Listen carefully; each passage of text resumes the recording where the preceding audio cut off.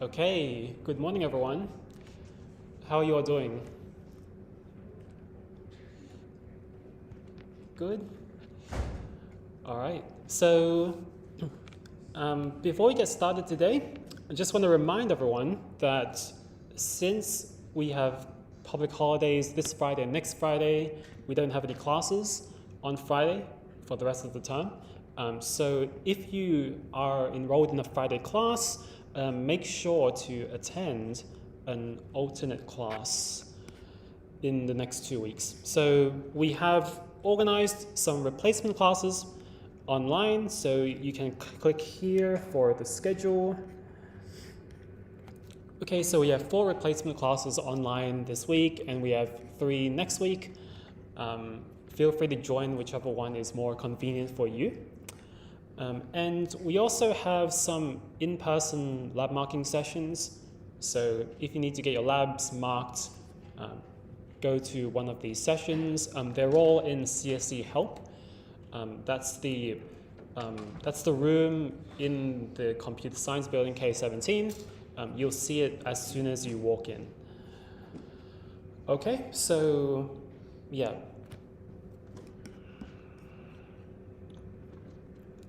Okay, and there's also some information about the exam on the exam information page. We know that it's going to be on Tuesday, the 6th of May, and there's some information about the exam here. We'll discuss the exam more next week. Okay? Okay. Cool, so this week, we're going to be covering 2 very special data structures. The first one is heaps, which we'll cover today, and on Thursday, we'll be covering another data structure called tries.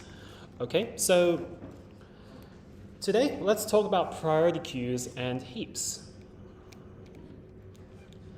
So earlier in the term, we've covered data types where we insert items and delete items based on insertion order.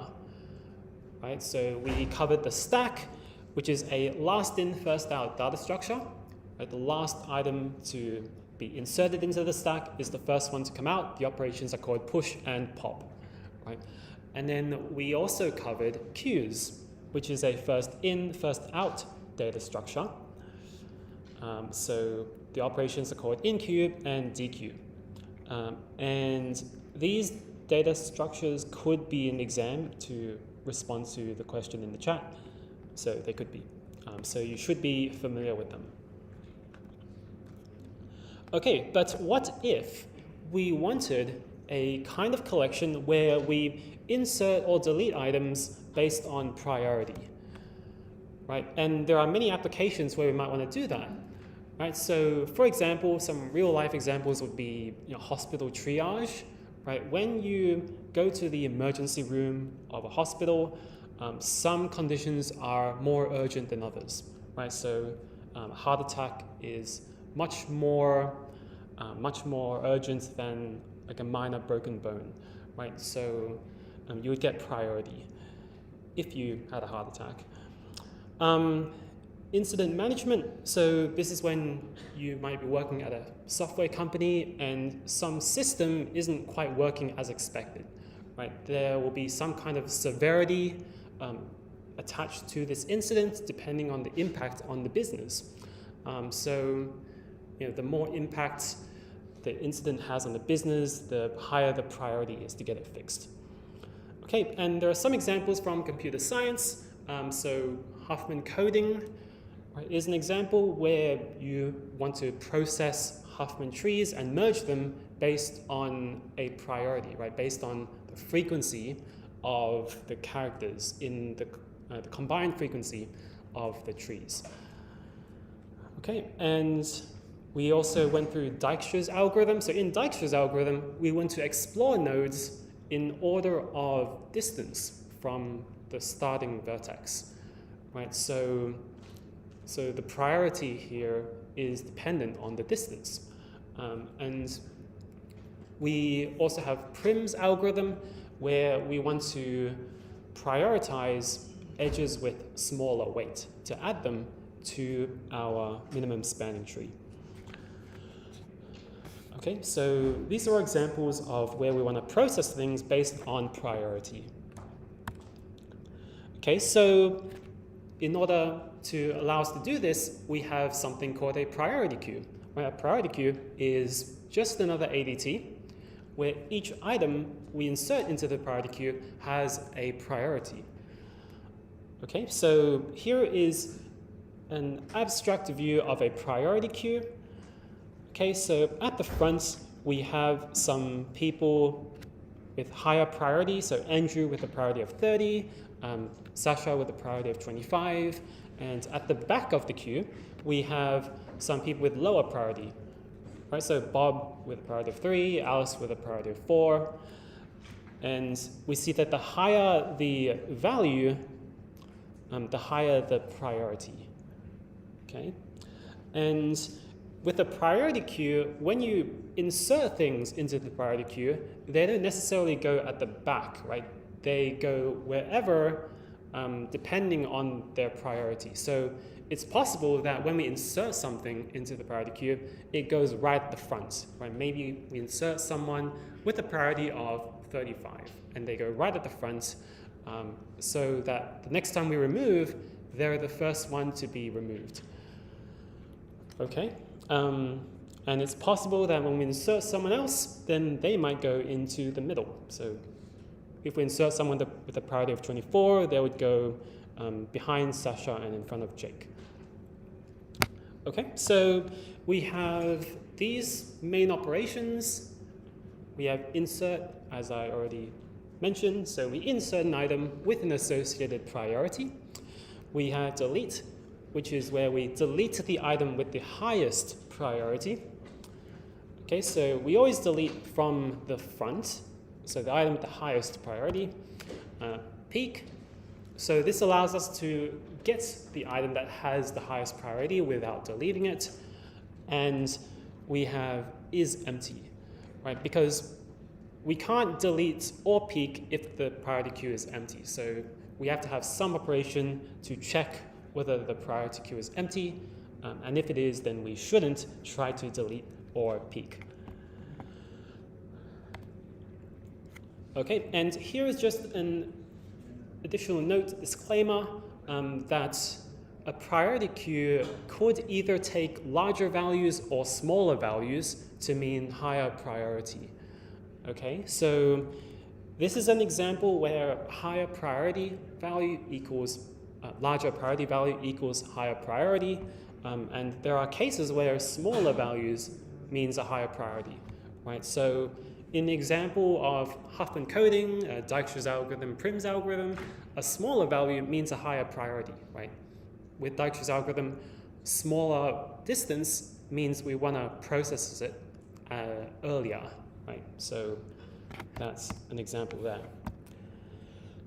Okay, but in this lecture, mostly we'll take a larger priority value to mean higher priority. Okay, so here's the interface for a priority queue. Okay, so we have the typical functions to create and free a priority queue. We have an operation to insert an item into the priority queue. We're assuming here that priorities are integers. They could be doubles as well, so it's usually some kind of numeric value. There is delete, so remove the item with the highest priority and return it, and peek and is empty. Okay, and here is an example usage of a priority queue. So here, suppose we have some kind of IT support system, and let's say that staff members have higher priority. Okay, so if a staff member submits a support ticket, they would get seen sooner. And the more senior you are of a staff member you are, the higher priority you have. Okay, so let's say Alice and Bob are just students. So we just insert them. Alice has a low priority of 4. Bob also has a low priority of 3. And then we insert some staff members. So Andrew has a priority of 30. Let's say Jess has a priority of 35. So when we delete from the priority queue, we're not going to delete the first person that entered, right? That's Alice. Alice has a fairly low priority. The one we delete is Jess because he has the highest priority. Okay, and the next time we delete, we're going to delete Andrew, who has a priority of 30. Now let's suppose we insert a few more people. So Jake has a priority of 23, Sasha has a priority of 25. When we peak, we're going to get Sasha, right? Because she now has the highest priority. And then when we delete multiple times, we should get Sasha, Jake, Alice, and Bob. And now the priority queue is empty. Okay. So how do we implement a priority queue? Okay, so we can implement it lots of different ways, right? We can use, just like with the map ADT from last week, right? We could have implemented that with an unordered array, ordered array, a linked list. We can also implement priority queues in these ways, okay? So unordered array, ordered array, or a linked list. So let's look at the first implementation, and we're also going to be implementing some of these.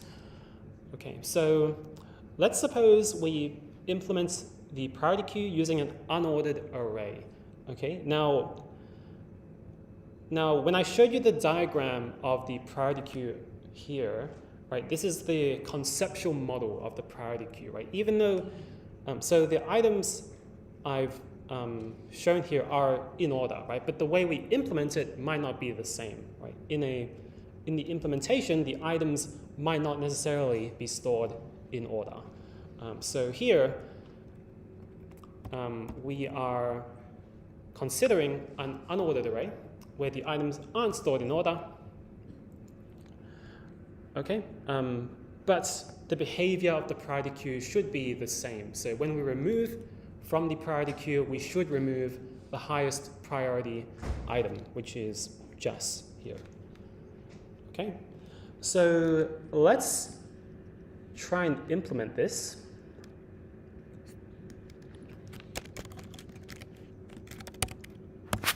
Okay, in pqarray.c. Okay, so first of all, I'll talk about the struct definitions. So in our pq struct, we have an array of items, okay, an array of pq items, and we also keep track of the number of items in the priority queue and the capacity. So this is the number of items that the array can store. Okay, and each pq item contains an item, which is an integer, and a priority queue, which is also an integer. Okay, so I've implemented the pq_new function already. So what it does is it allocates a pq struct, okay, and it initializes the fields. So it initializes the number of items, initializes the capacity, and initializes the array. Okay, and when we free the priority queue, we free the items array, and then we free the pq struct. Okay, so when we insert an item, first of all, we need to check whether there is still room for an item, right? And if there isn't, if the number of items is equal to the capacity of the array, then we resize the priority queue. Okay, and I've already written the function for resizing. All it does is it doubles the size of the array using realloc. Okay, so now let's implement the rest of pq insert. So first of all, our array is unordered, right? So when we insert something into the priority queue, we can just insert it at the next available position, right? And that's it. So the question is, what index is this first available space? Sorry? Yeah, it's num items, right? Yeah, that's because if our priority queue has n items, then they'll be stored at indices 0 up to n minus 1. Okay, so the next available position is n num items. So we can go pq items, pq num items. So this is the index that we are inserting at, equals, and what we'll do is we'll just create the item in one go.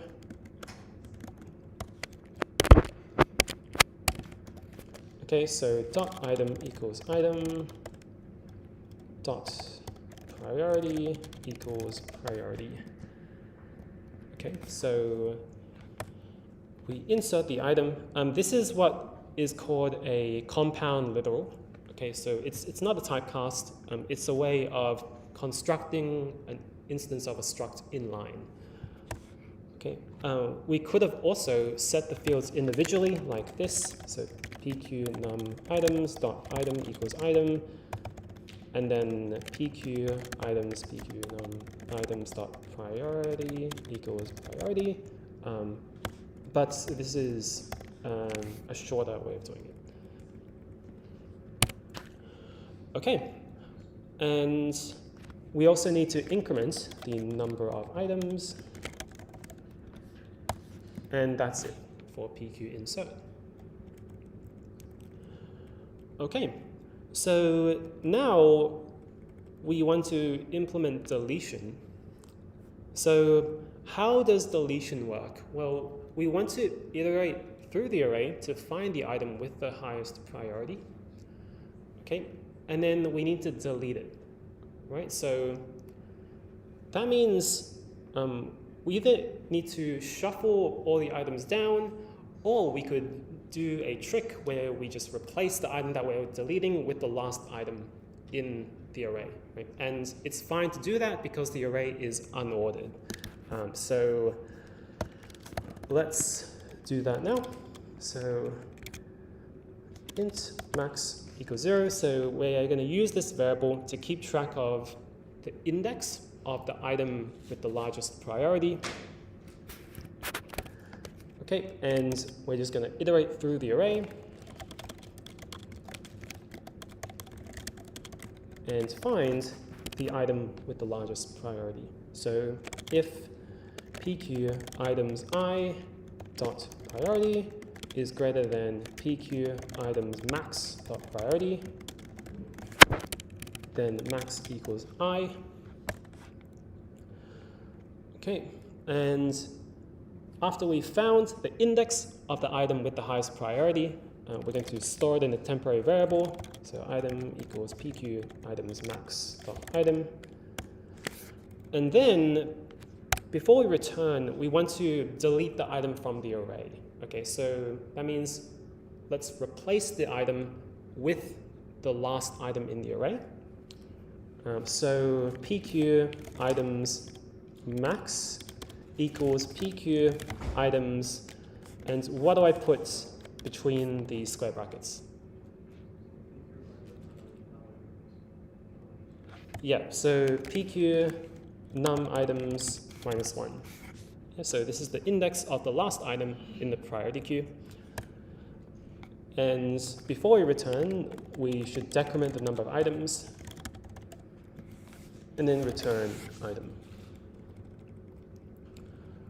Okay, so there's a question in the chat asking why is it not inserted at the beginning regarding pq insert. So the current implementation that we're working with is an unordered array. So because the array is unordered, we can insert the item wherever. So the ends would be most convenient. So we insert it after the last item. Okay, and finally, let's implement peek. So we're going to, once again, loop through the array to find the item with the highest priority. So let's take these lines and paste them. Okay, and now that we have the item with the highest priority, the index of the item, then we can return it. Okay. So that should be it. So let's just compile it. Okay, so now I have a program here for benchmarking our priority queue implementations. So we'll just run this now. It also tests at the same time. But there it is. Okay, we see that deletion takes a lot longer than insertion, but we haven't actually analyzed our functions yet. So let's do that now. Okay, so let's analyze insertion. All right, so what's the time complexity of insertion? Let's ignore the resizing part for now. What is the time complexity of this? Yes, it's 01, right? And why is it 01? Because all we're doing is inserting at a particular index, right? That takes 01 time, and then incrementing the number of items, which is also 01. Now, the resizing doesn't change the time complexity. It changes the worst case time complexity, right? But it doesn't change the average time complexity. The reason is that every time we need to resize, we're doubling the size of the array. That means the larger the array is, the fewer resizes you need to do. Right? And it turns out that the time complexity averages out to 01. Okay, so insert is 01 on average. And now let's talk about deletion. So what is the time complexity of delete? Yeah, so it's ON, right? Why is it ON? Because we need to iterate through the entire array to find the item with the highest priority. Okay, and similarly, peak is also ON. Okay, so that explains the timing results, right? Insertion takes a very short amount of time because it's 01. Deletion takes much longer because it's ON. Okay, and here are the time complexities that we already discussed. Is empty, so we didn't implement is empty, but you can implement that in 01 time pretty easily, right? You just return, or you just check pqnum items to see if it's 0. Okay, so that's the unordered array. Now let's implement priority queue using an ordered array. Okay, so what do we have here? So we have our items ordered in increasing order on the priority value. Okay, so let's see, how do we implement this? Okay, so we have the same structs as with the unordered array, and the same pqnew function, right? The only difference is that we need to keep the items in order. Okay, so let's implement pqinsert. Okay, so in pqinsert, we need to insert the item so that the array remains ordered. Okay, so what does that mean? That means if I insert, say, another item with a priority of 10 here, then we need to insert it here, right, after Alice, and that means we need to shift Jake, Sasha, Andrew, and Jess over to the right. Okay, Another example, if we insert someone with a priority of 40, then we just insert straight at the end. Okay, so the first step is to make room for the new item, right? So let's do that. Okay, so we're gonna create an index that is initially num items. Okay, so this is where the item would go if it had the highest priority out of all of the items. Okay, and now we're going to figure out where the item belongs in the array, and while we're doing that, we're going to shift the items that have a higher priority than it over to the right. Okay, so the logic for that would be while the priority of the item that we are inserting has a smaller priority than the item at index I-1. Okay, so we're checking the item to the left of us. If this item has a higher priority than the item that we're trying to insert, then we shift it over to the right, to where we are at. Okay, so PQ item I, oops, typo, items equals PQ items I-1. Okay, and then we decrement I. Okay, and there's one thing that we need to include in this condition, which is to make sure that we don't run off the start of our array. Okay, so we need to check while I is greater than 0. Okay, so at the end of this loop, at the end of this loop, I is going to be the index where we want to insert the new item. So PQ items I equals struct PQ item equals item, and priority equals priority. Okay, and then PQ num items plus plus.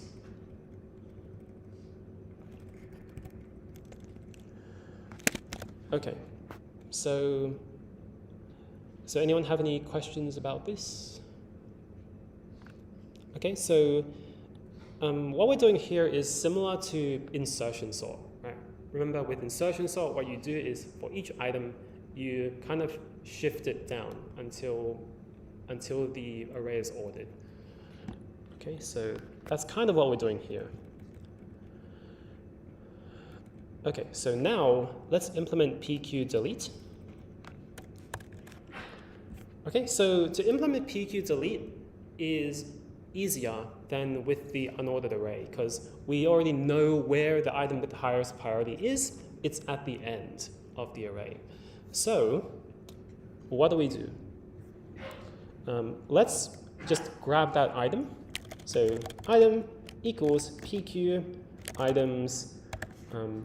What do I put here for my index? Yep, so it's PQ num items -1 dot item, and then we decrement num items. Okay, so return item. Okay, that's it. And in PQ peak, we can just return PQ items, PQ num items -1 dot item. Okay, so that's it. Okay, and let's just compile this. Cool. And if we run it now, we are going to see that inserting takes much longer than deleting. Okay, and that's because of the time complexities of insert and delete. So let's quickly analyze these functions. Okay, so for PQ insert, what is the worst case time complexity?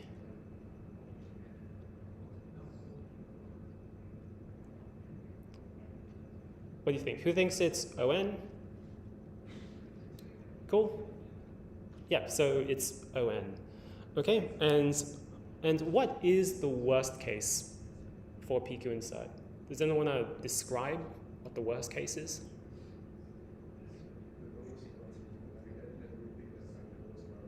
Yeah, so the worst case is where we insert the item with the lowest possible priority, right? Or the lowest priority out of all the items that are in the priority queue so far.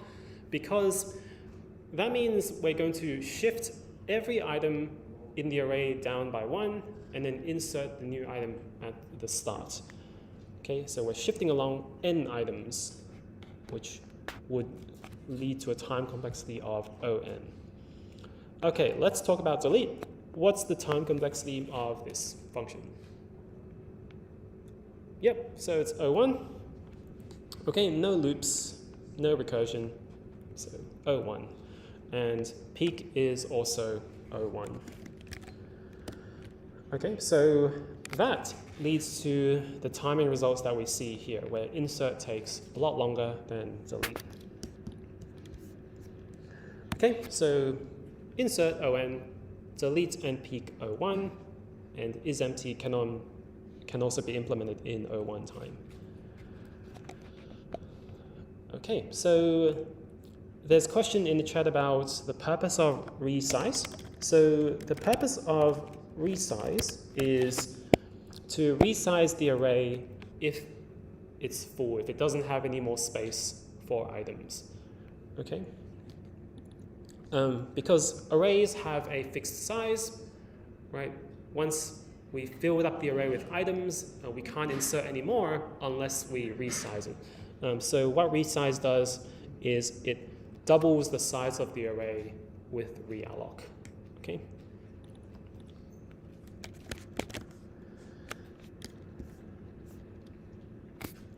Okay, so next let's talk about a few more implementations. So we're not going to implement these, but we'll talk about them for a little bit.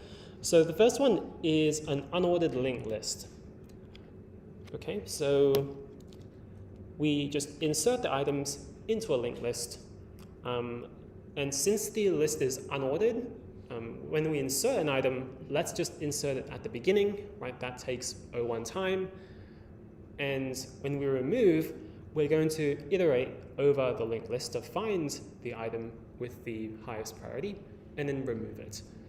Okay, so I already mentioned that the time complexity of inserting is O1. What would be the time complexity of deleting? Yes, it would be ON, okay, because we have to iterate over the entire list. And similarly, peaking would also be ON, and you can implement isEmpty in O1. Okay. Okay, next up, let's look at the ordered linked list. And one difference between this and the ordered array is that the linked list is ordered in decreasing order. Okay, and anyone want to explain why we should order the items in decreasing order of priority? What's the benefits of this? Yes, so when we delete, we can delete in O1 time. Okay? So what would be the time complexity of inserting an item?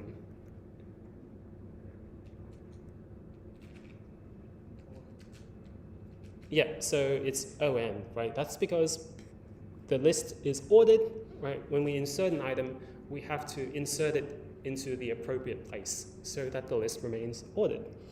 So worst case time complexity is ON. Okay, and deleting is O1 because the item with the highest priority is at the start. So we can delete in O1 time. Peaking is therefore also O1 time, and isEmpty we can implement in O1 time. Okay, so here's a summary of the data structures that we've talked about. Okay, but the takeaway is that no matter which one of these we choose, we always have at least one operation which is on, okay? And that makes the data structure inefficient. Okay, so we could see that when we benchmarked the unordered array, inserting was much more efficient than deleting because inserting is O1, whereas deleting is On. And when we benchmark the ordered array, inserting takes a lot longer than deleting because insert is On and delete is O1. Okay, so you'll see similar results if you try to implement an unordered linked list, implement the priority queue using an unordered linked list and an ordered linked list. Okay, so all of these data structures are not ideal. Right? We always have at least one operation which is On. So enter heaps. So our new special data structure. So what is a heap? A heap is a tree-based data structure, and it satisfies something called the heap property. Okay, so more details on what a heap property is. A heap property specifies how the values in the heap should be ordered. Okay, and there are two flavors of heaps. So the first one is called a max heap. Okay, so in a max heap, every node contains a value that is larger than the values in its children, right? Or so greater than or equal to the values in its children. And in a min heap, every node contains a value that is less than or equal to the values in its children. Okay, and in this lecture, we'll focus on max heaps. Okay, but you can implement min heaps the same way. Okay, so here's an example of a max heap.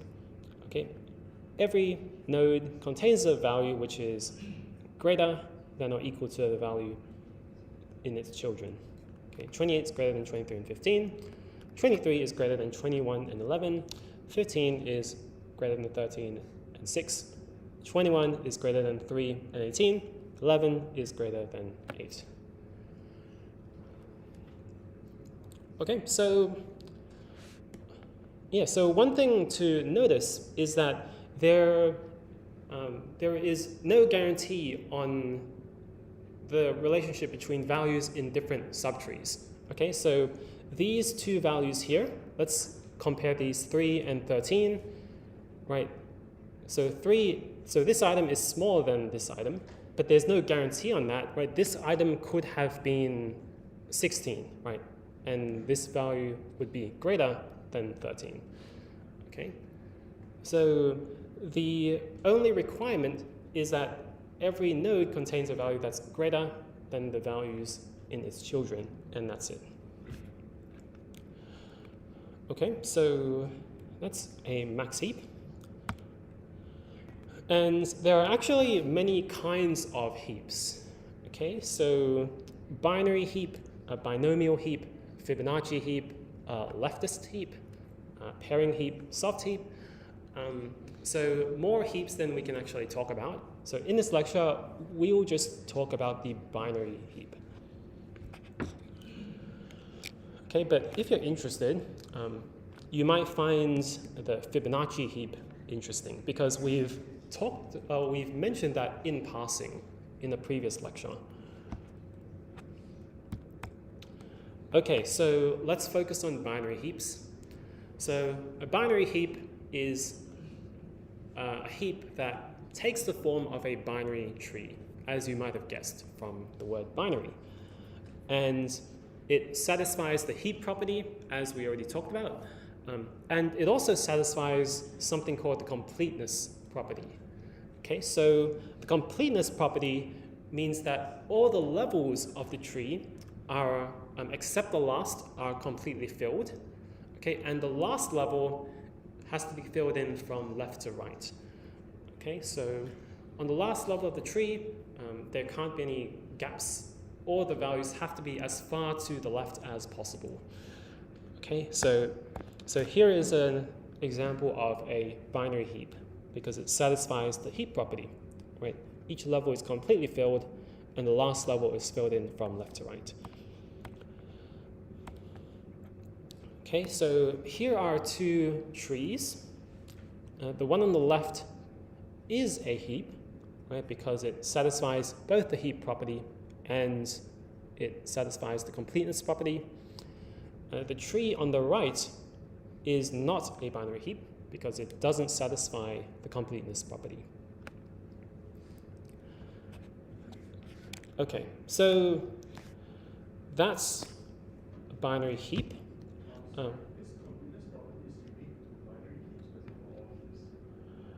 So these properties are for binary heaps.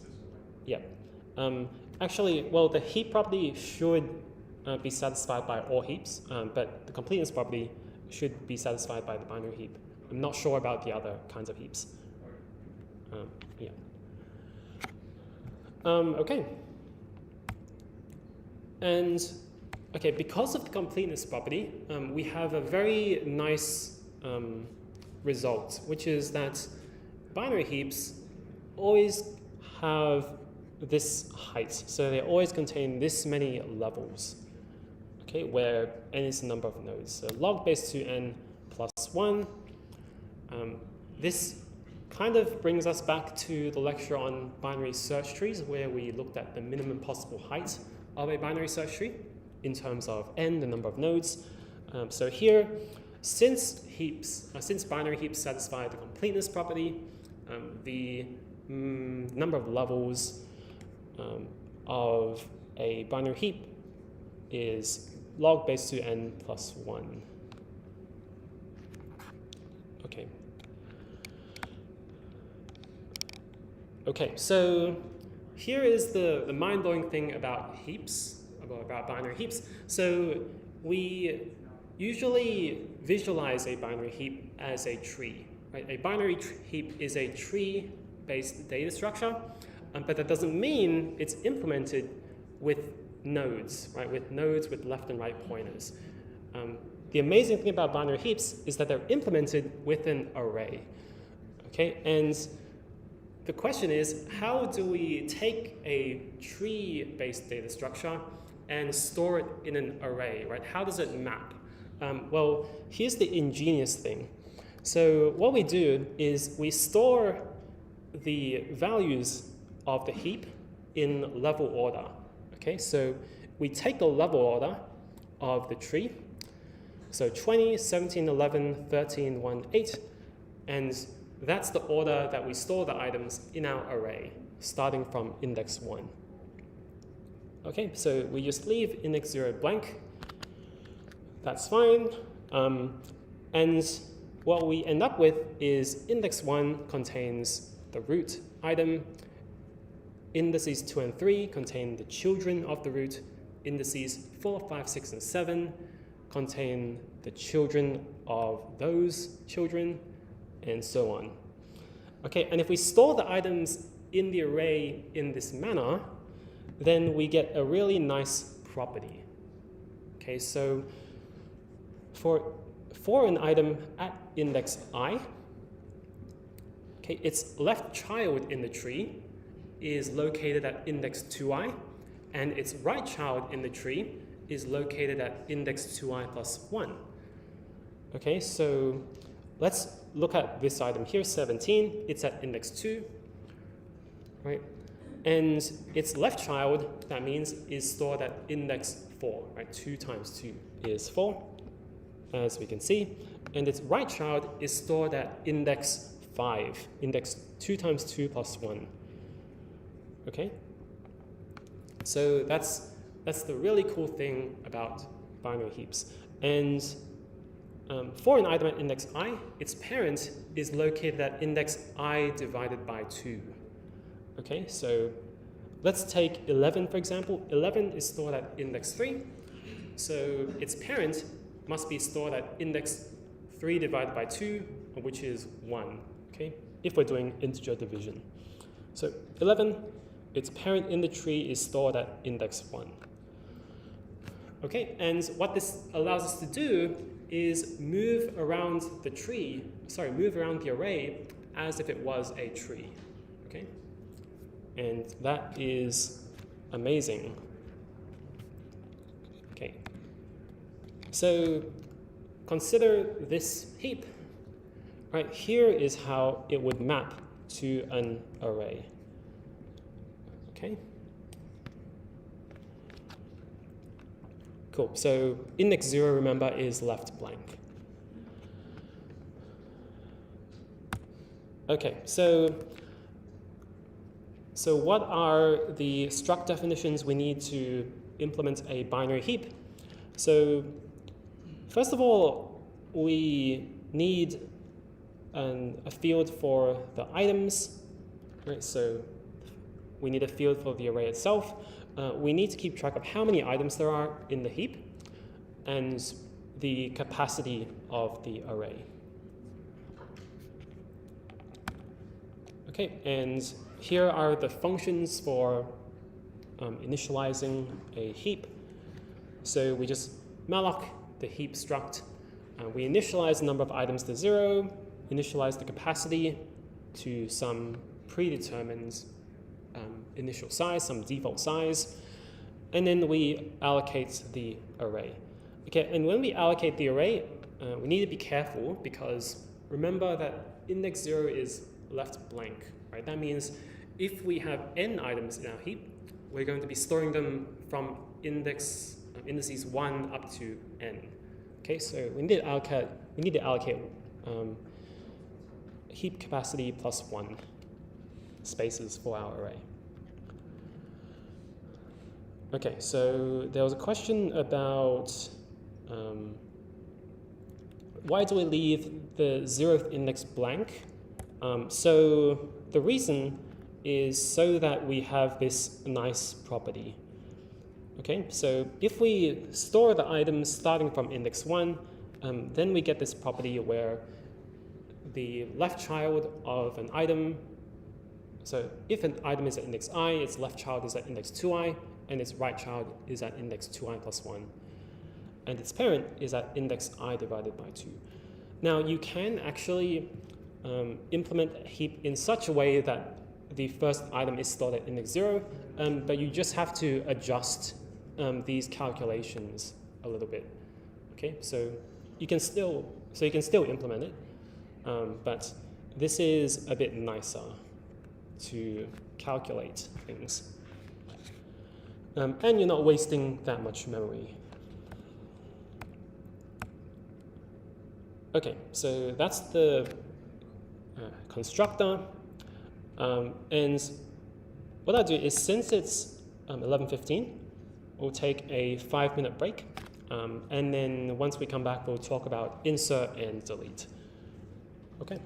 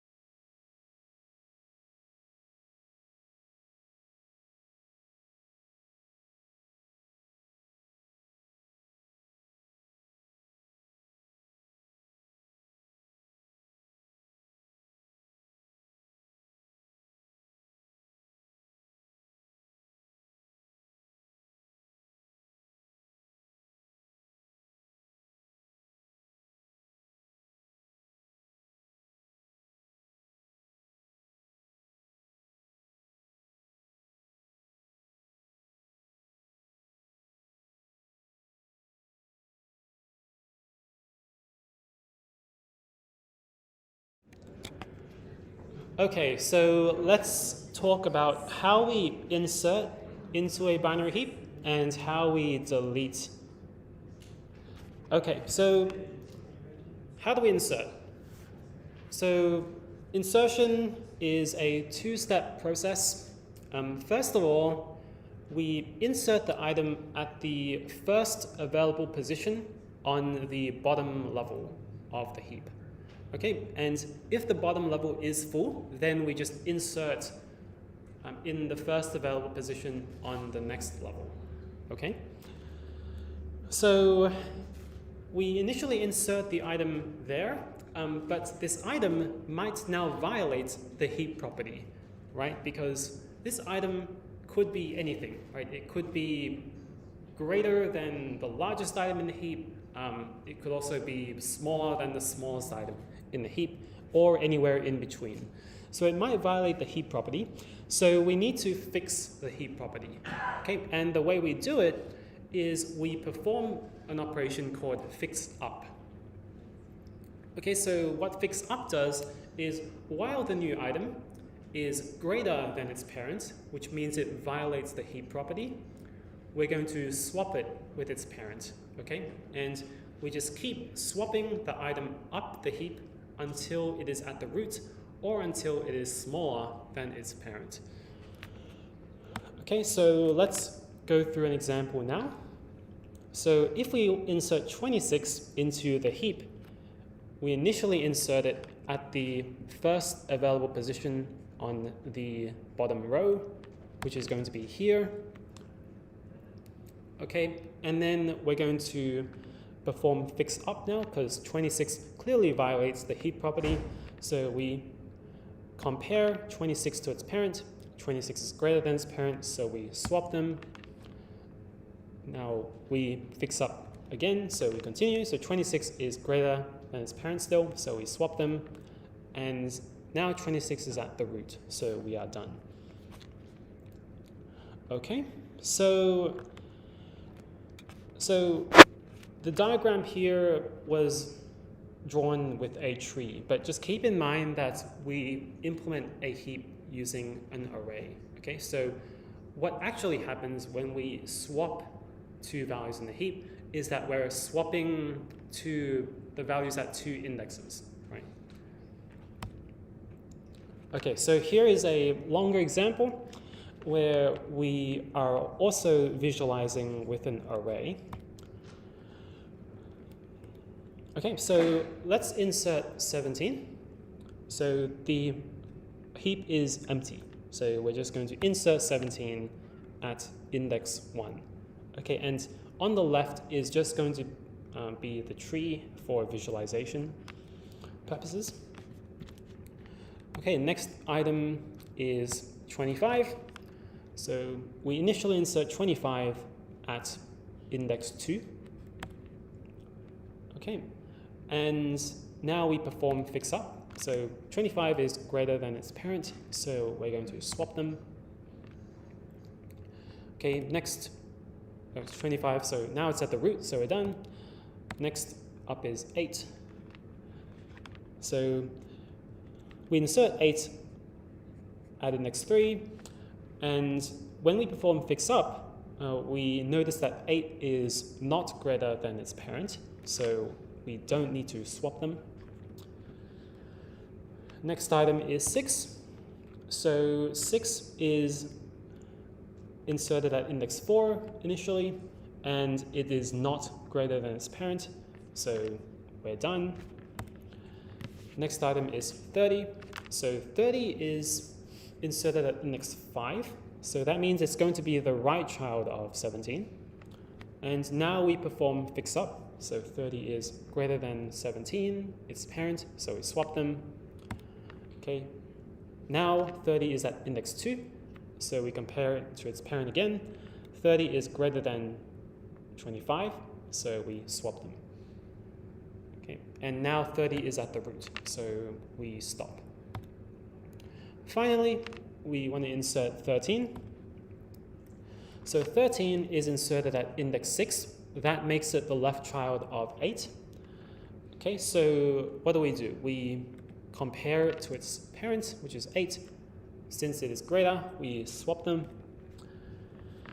Next, we compare 13 to its parent again, so 13 is not greater than 30, so we stop. Okay, so that's how insertion works. And here is the implementation. Okay, so first of all, in our heap insert function, we check if we need to resize the array. If we do, then we resize. Otherwise, we're going to increment the number of items. Okay, so we increment it first, and then we insert at index num items. Okay, the reason we're incrementing first and then we insert is because, remember, in a binary heap, we store the items starting from index 1. Okay, so if we have n items in our heap, they're going to be stored at indices 1 up to n. So when we want to insert a new item, it needs to be stored at index n plus 1. So we increment num items first, then we insert at index num items. Okay, and then we perform fixup. So fixup takes the array of items and it takes the index of the item that you want to fix up. Okay, and how does this function work? So fixup takes in the index of the item we want to fix up, and while index I is not the root, so while I is greater than 1, and the item at index I is greater than the parent, so items I divided by 2, we swap the values at index I and I divided by 2. So we swap the item with its parent, and then we move up to the parent. So I equals I divided by 2. Okay, and that's it. Okay, so what is the time complexity of insertion? So there are 2 steps to insertion. Remember, we first add the new item at the first available position. So that is O1, okay? Because we can easily calculate where the new item should go, right? That's going to be heap num items after we increment it. And when we do fixup, we need to traverse the height of the tree, right? And consider one item on each level in the worst case.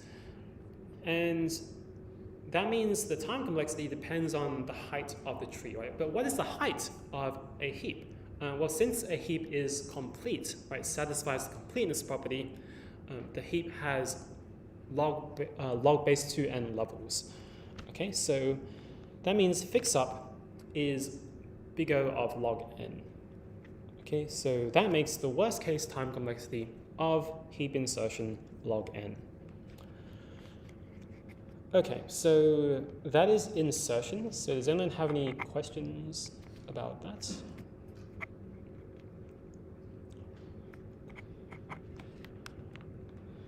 Okay, so let's talk about deletion. Okay, so how do we delete from a heap? So when we delete, remember we always delete the largest item in the case of a max heap, right? And because of the way that the heap is arranged, the largest item will always be at the root, at index 1. Okay, so first of all, we should probably store that item in a temporary variable so that we can free it later. But after we've done that, we're going to replace the root item with the last item in the heap. Okay, so we're going to replace the root item with the item at index num items. So that's the bottommost rightmost item, so the rightmost item on the bottom level. Okay, and let this item be I for a future step. Okay, then we remove the last item. And now we perform what is called fix down. Okay, so what we just did was we replaced the root item with the last item in the heap.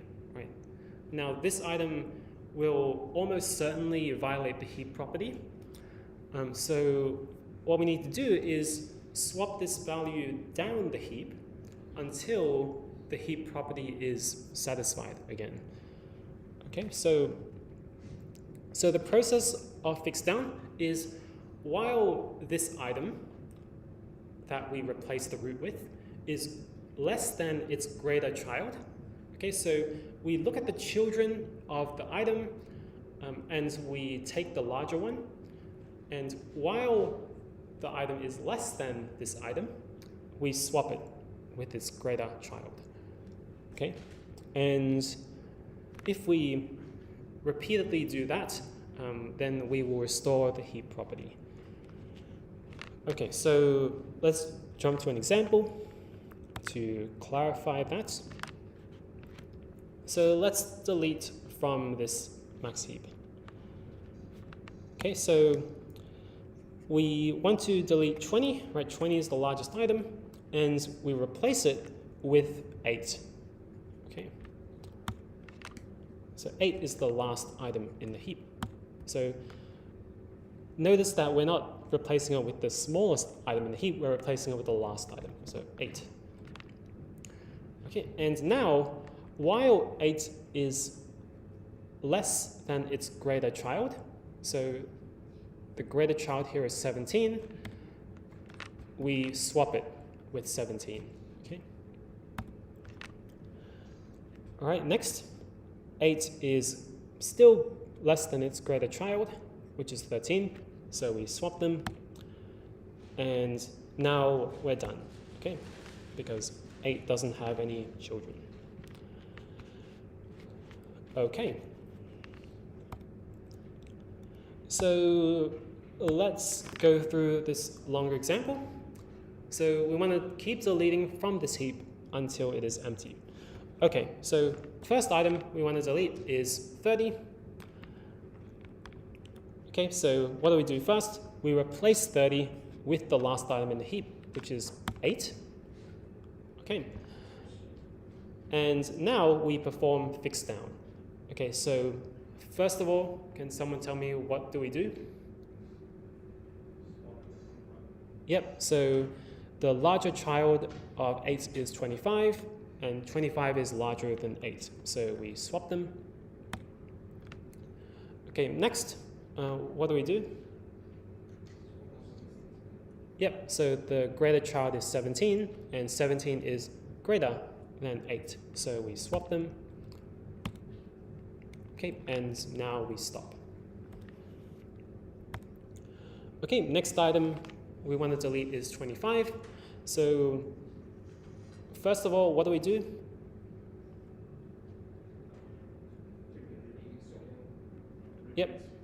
Yep, so we replace 25 with the last item in the heap, which is 8. Okay, and now we fix down. So the greater child is 17, 17 is greater than 8, so we swap them. Now the greater child is 6, well, the only child is 6, and since 8 is greater than 6, we stop. Okay, so we don't swap it down any further, we just stop. Okay, next item is 17. So what do we replace 17 with? Yep, 6. And now what do we swap 6 with? Yep, 13. Yep, so the greater child is 13. 6 is less than 13, so we swap them. Okay. Okay, next, let's delete 13. So what do we replace 13 with?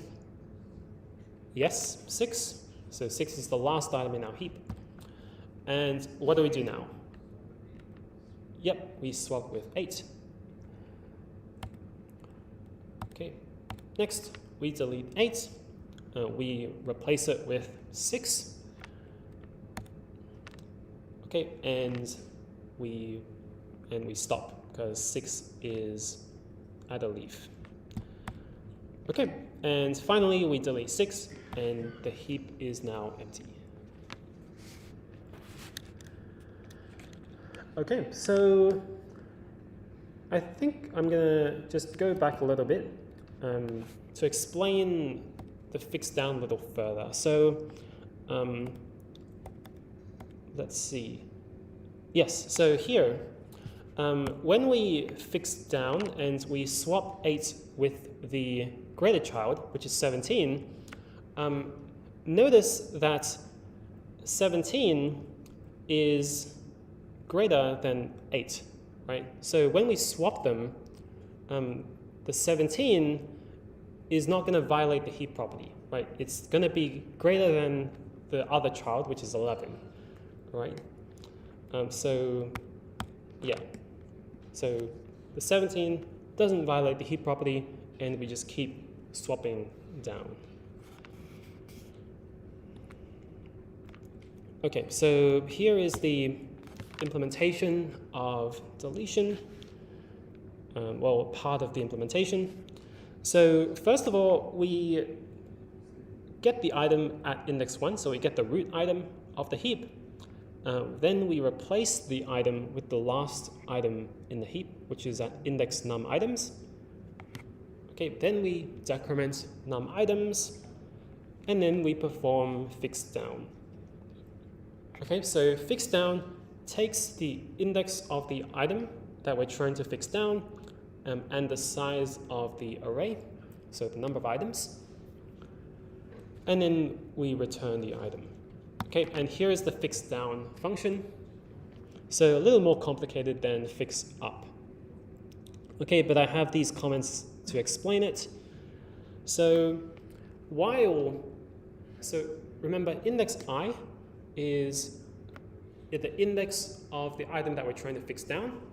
So while index I has at least one child, right? So if index I is a leaf, then we stop. So while index I has at least one child, we're going to calculate the index of the left child, which is 2 times I.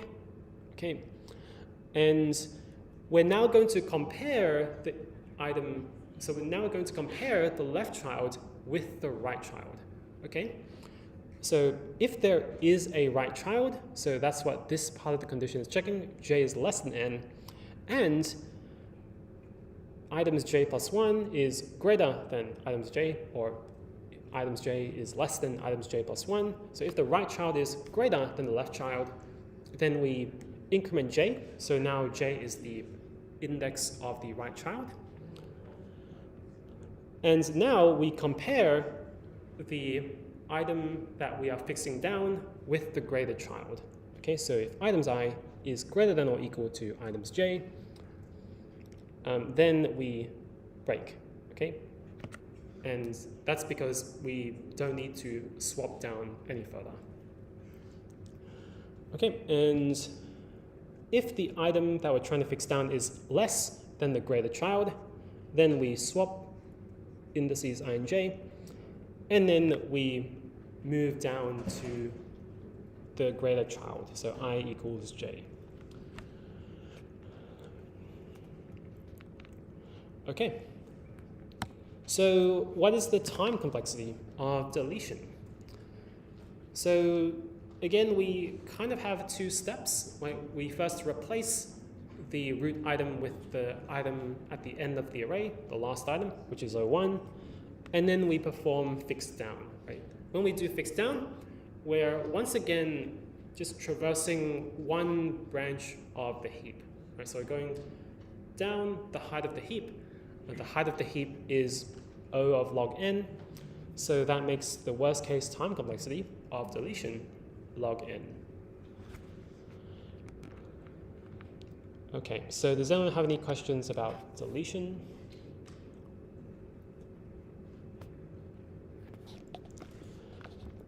Okay, so if not, here is how you would implement a priority queue using a heap.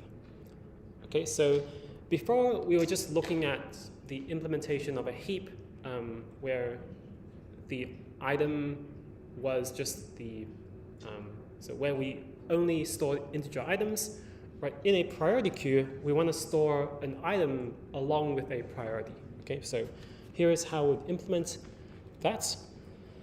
Okay, so we have an array of items, and we have a field for the number of items and the capacity. Okay, and we have our PQ item struct, which is the same struct that we used when we implemented the priority queue with an array. Okay, so first of all, we create our priority queue by mallocing the PQ struct and then allocating the array for the heap, initializing these fields. Okay, and here is insertion. So we check if we need to resize the priority queue, the array, I mean, and to insert, we first store the item at the end of the heap at the first available position, so that's PQ num items, and then we perform fixup. Okay, and the fixup function here is very similar to the fixup function I showed you earlier, except we're comparing the priority field of the items. Okay, and here is deletion. Okay, so what are we doing? So we're grabbing the item at the root of the heap, then we're replacing it with the last item, and then we perform fix down. Okay, and this item is very similar to the fix down function I showed you earlier, except once again we are comparing the priority fields of the items. Okay, so here is our updated table, now with the binary heap data structure. So we see that if we use a binary heap, we can now achieve insert and delete in log n time. Okay, and that's much better than one of the operations being O1 and the other one being ON. Okay, so what I'm going to do now is I'm going to jump over to the terminal, and I'm going to run the solution for the heap implementation. So I know better than to try and implement this live. So yeah, let's compile our solutions.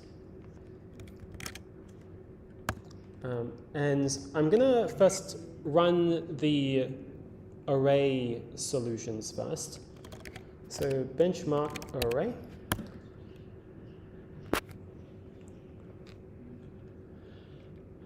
Okay, so remember with the unordered array, deletion takes a lot longer than insertion, right? That's because inserting was O1, deleting was ON. Okay, now when we run the ordered array implementation, inserting is now going to take longer than deletion because inserting is ON and deleting is O1. Okay, now when I benchmark the heap implementation, we're going to see that it takes a lot less time, okay, for both. So when we insert, it takes longer than the unordered array implementation takes to insert, right? That's because inserting in a heap is log n, right? Whereas inserting in an unordered array is O1, right?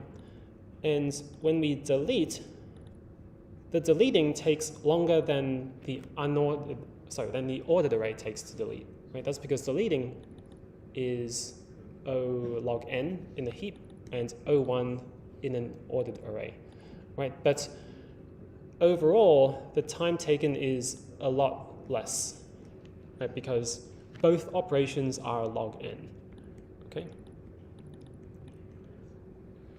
And that is much better than having one operation be O1 and the other one be ON.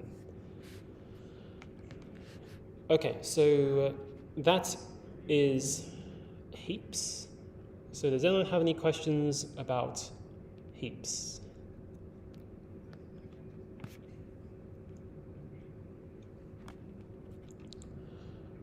Okay, so what we'll talk about next is an application of heaps, which is heap sort.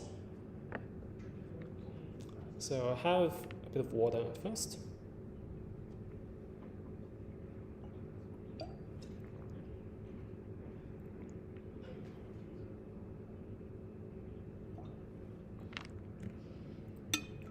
Okay, so let's talk about heap sort.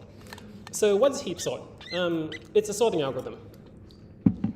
Okay, big surprise. So it's a sorting algorithm that uses a heap. Okay, we couldn't talk about this earlier because we hadn't covered heaps yet, but now we have, so we're going to talk about it.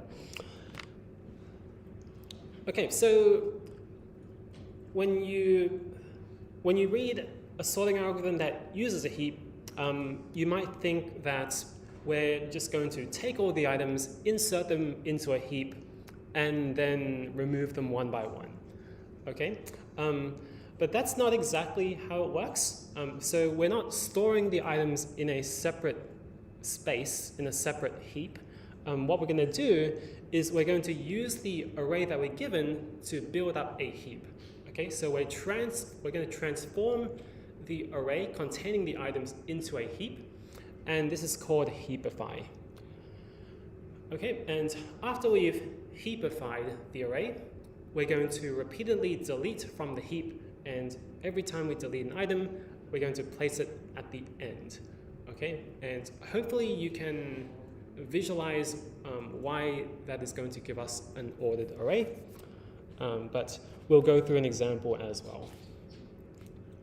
Okay, so the first step in heap sort is to heapify. And before we talk about that, we do need to talk about how we actually index our items. Okay, so the problem is if we are trying to sort an array, the items will be stored from index 0 to n-1. Okay, but when we talked about heaps earlier, we stored the first item at index 1, so that's not going to work here because our items are stored from indices 0 to n-1. The array might not have extra space for index n for our heap. Okay, so what we're going to do is adjust our indexing scheme slightly, and in order to make this work, if we store the first item at index 0, we're going to use this scheme. So for an item at index I, the left child is at index 2i plus 1, and the right child is at index 2i plus 2. Okay, and you can verify that this works for this example, but it does. And the parent of the item at index I is going to be located at index I minus 1 divided by 2. Okay, and you can try and verify this too. Okay, now with that out of the way, how do we perform heapify? Okay, so there are a couple of different methods. So the first one we're going to explore is the simplest way, which is to use a similar idea to insertion sort. Right? So think about how insertion sort works. Right? Insertion sort first treats the first item as a sorted array of size 1, and for each subsequent item, it inserts the item into the sorted part of the array so that it remains sorted. Right? So we insert the next item, that's going to give us a sorted array of size 2. Then we insert the next item, that gives us a sorted array of size 3, and so on, until the entire array is sorted. So what we're going to do here is something similar.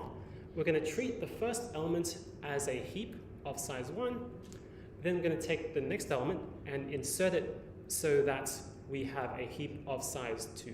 Okay? Then we take the next item, insert it using heap insert so that we have a heap of size 3, and so on, until the entire array is a heap. Okay, so here's an example. So we want to heapify this array. So how does it work? So we take the first element and treat it as a heap of size 1. Then we take the next item. So we want to insert this into our heap. Right? So what needs to happen? Well, we need to perform fix-up on the 5. Okay, so when we perform fix-up, we're going to swap the 5 and 3. And now we have a heap of size 2. Next item we insert is 1. When we perform fix-up, we don't swap it with anything, right? And we just leave it. So now we have a heap of size 3. Next, we insert 6 into the heap.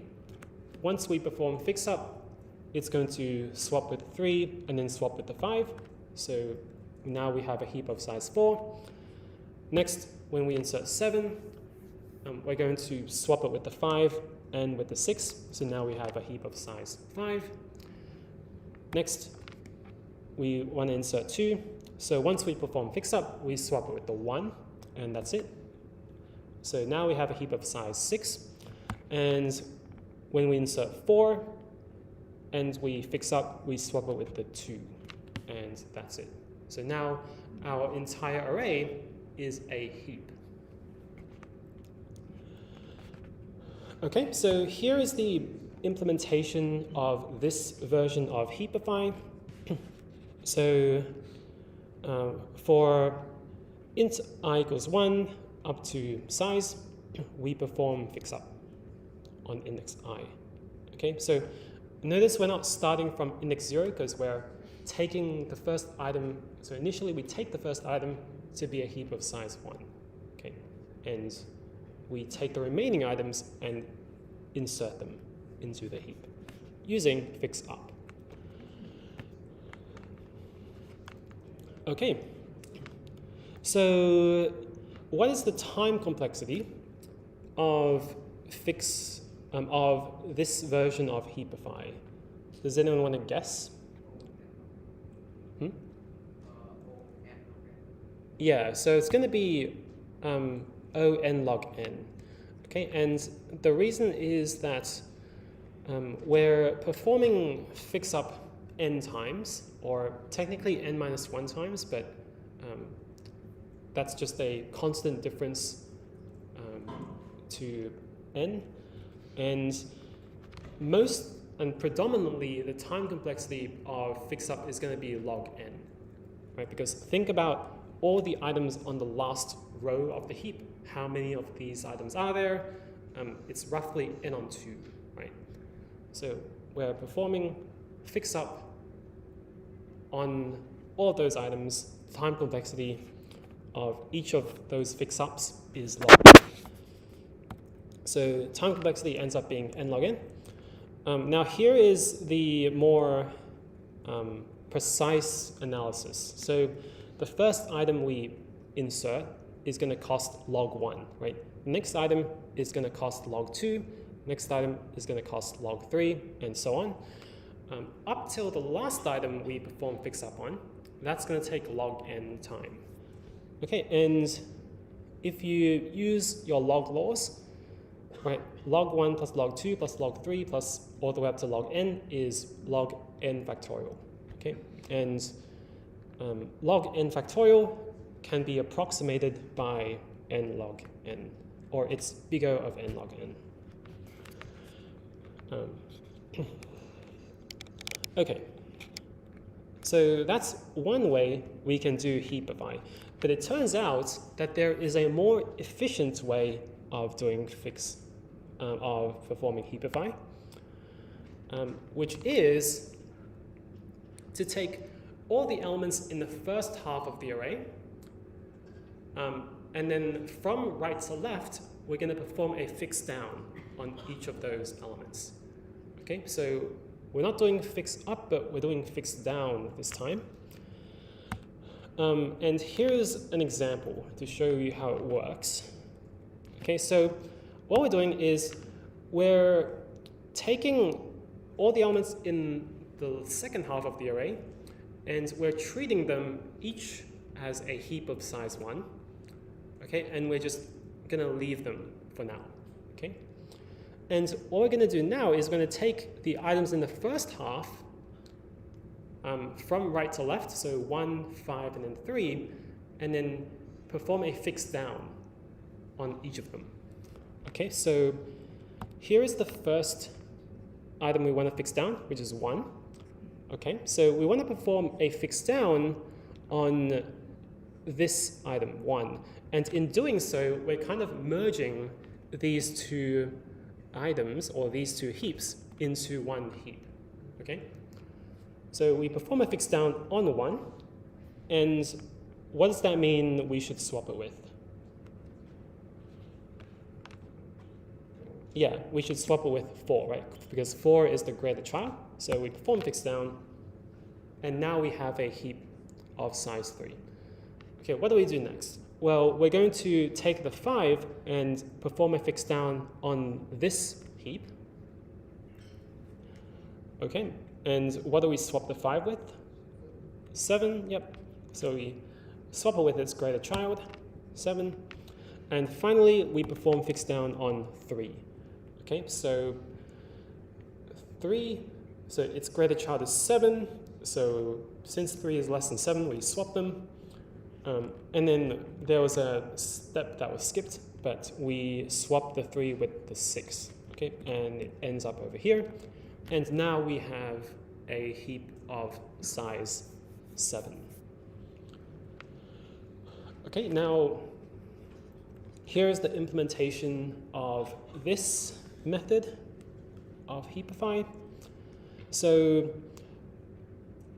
what we're doing, remember, is we're taking all the items in the first half of the array, and then from right to left, we're performing a fix down on each of them. So we're initializing our index I to size divided by 2 minus 1.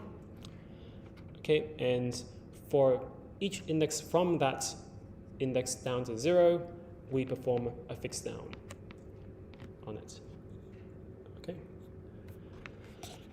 And the cool thing about this method is that the time complexity is O(n). Okay, and the mathematical analysis of this is a little complicated, but the main reason is that performing a fix down costs much less than performing a fix up. Okay, and the reason is that most of the items on the heap are on the lower levels, right? Because think about it, the heap starts off with one item at the root and it branches out, right? So if you perform a fix down on all the items, they won't have to move as far as if you perform a fix up on all of the items. Okay? Yeah, so since most of the items of the heap are on the lower levels, if you perform a fix down on all of the items don't have to move as far as if you perform a fix up on all the items, right? Because most of the items are on the lower levels. Yeah, and this causes heapify, this version of heapify to be O(n). Okay. Now I can put a more mathematical analysis of this on the slides. I'll probably do that later, but yeah, you don't need to worry about that. Okay, and that's the first step of heap sort. So now we want to perform the second step, which is to repeatedly remove from the heap. Okay, so what was that? So we repeatedly delete from the heap, and each time we place the deleted item at the end of the heap. So let's go through an example of that. Oh, and one thing I want to show you is that the array that we get from these heapify, so these two versions of heapify, the array we get is different, right? The heap that we get is different. So for the first method, we got 7, 6, 4, 3, 5, 1, 2, right? But for the second method, we got 7, 6, 4, 3, 5, 2, 1. Okay, so that's different. And that is perfectly fine because they're both valid heaps. Okay, but now let's go through this step, which I'm going to call deheapify. Okay, so first, we want to delete 7 from the heap, right? We're repeatedly deleting. Every time we delete the largest item. Okay, so what happens when we delete? Well, let's place it at the end, okay? And then replace it with the last item in the heap, which was 1. Okay, and now we perform fix down on 1. Okay, so the 1 is going to end up at what index?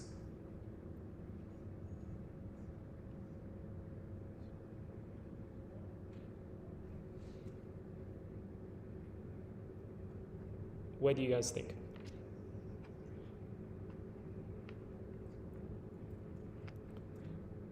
Sorry? 3? So let's see. I don't think it's 3. So we're going to swap it with 6, right? And then we're going to swap it with 5.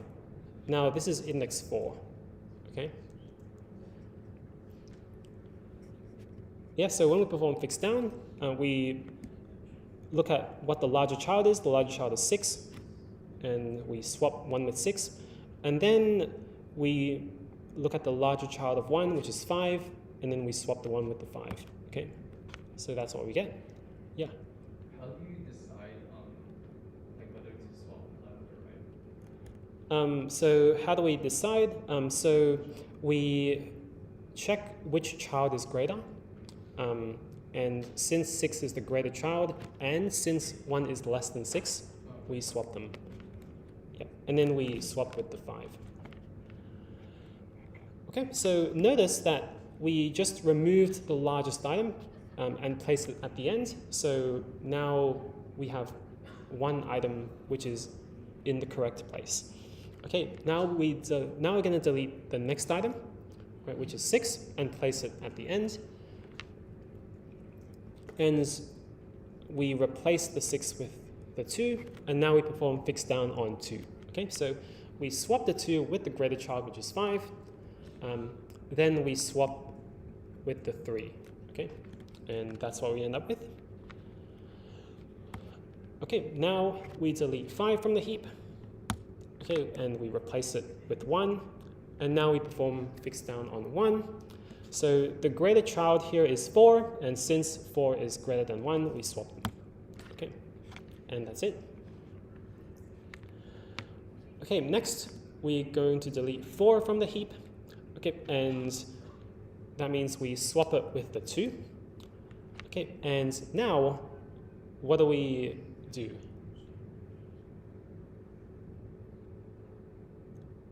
Anyone?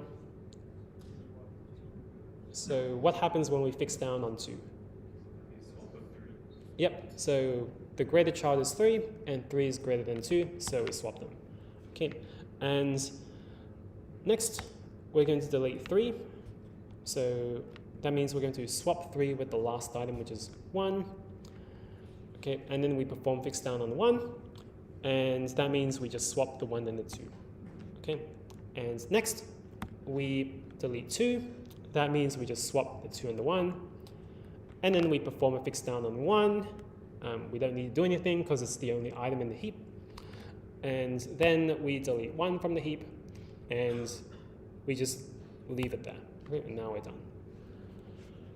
Okay, so that's deheapify, and we end up with a sorted array. Right, and the cool thing about this is that we didn't have to use any additional memory. We just did all of that within the original array. Okay, so here's the implementation of deheapify. So while size is greater than 1, we swap item at the root with the last item in the heap. Right, swap index 0 and size minus 1. Then we decrement the size, then we perform a fix down on index 0. Okay. Okay, so what is the time complexity of deheapify? So we know that deleting from a heap is log n, and that means deleting all the items is going to be n log n. Okay?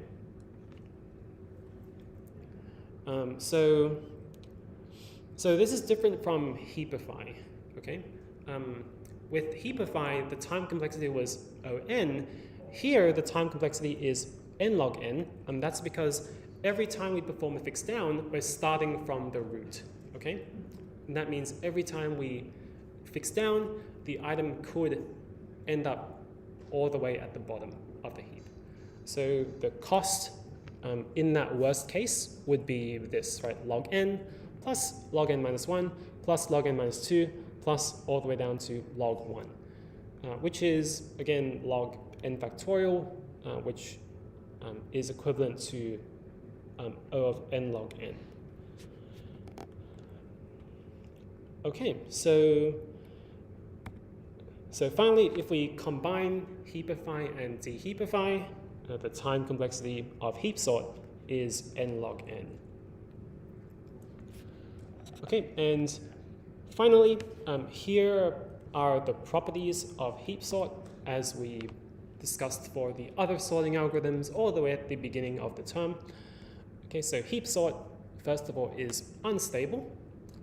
Right? That's because we're using a heap, and a heap performs long-range swaps. Okay.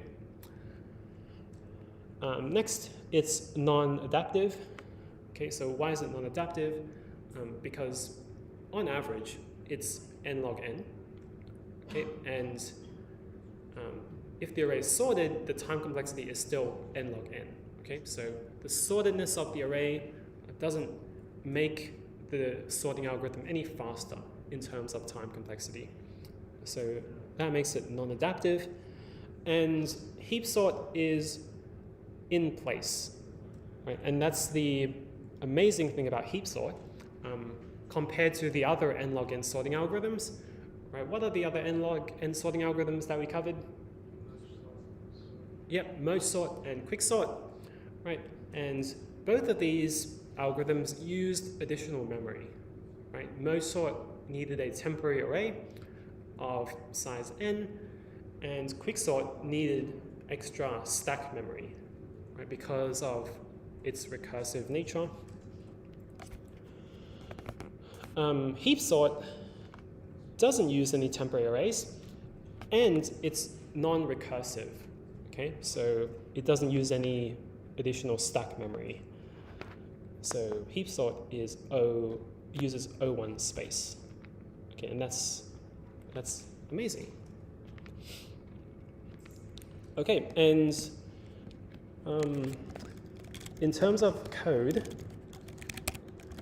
here is an implementation of heap sort that you can look at in your own time. Okay. Okay, and you can time it to verify that its time complexity is n log n. Let's actually do that. So let's generate 1 million items and then run it through heap sort. Okay, and let's time it.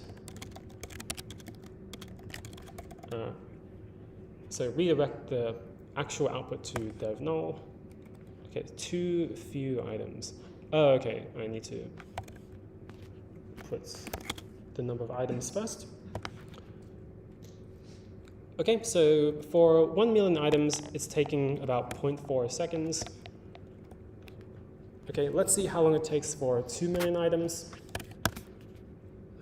Okay, about 0.87 seconds.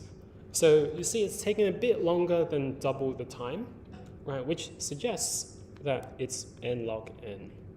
Okay, and if we double the input size again, it should take about 1.9 seconds. Okay, cool. So that's heap sort. Okay, and that's the end of the lecture. So yeah, I'll see you all on Thursday for our last data structure, which is tries.